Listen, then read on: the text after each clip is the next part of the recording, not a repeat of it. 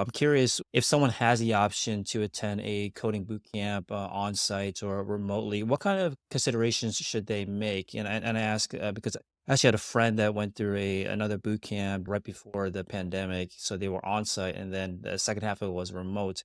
And it's very different, that kind of shift, which I'm sure is a lot easier when you decide to go remote or in person on site.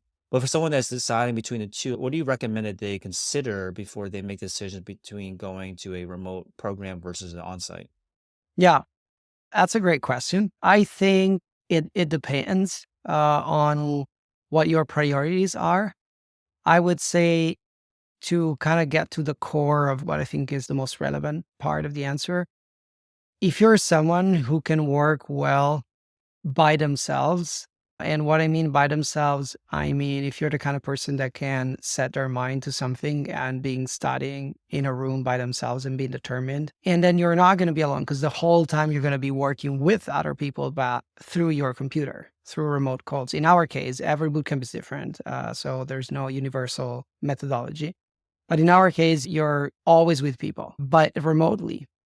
Physically, if you're doing a remote bootcamp, you are by yourself from a co-working or from your home. So if you like that setup and the flexibility that gives you as a way to focus and really be productive, then and be happy at the end of the day, that's great. Then a remote program can be a great fit for you because it gives you more flexibility and sometimes it's less expensive. It allows you to study from wherever you are.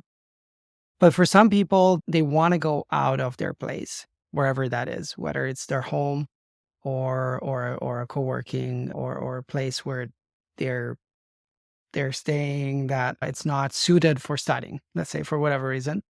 Yeah, so they want to have a dedicated place. They want to meet the other people that are going to work with in person. They like those type of interactions. They're very valuable for them learning. Then I would say studying at a campus, it's probably a better choice.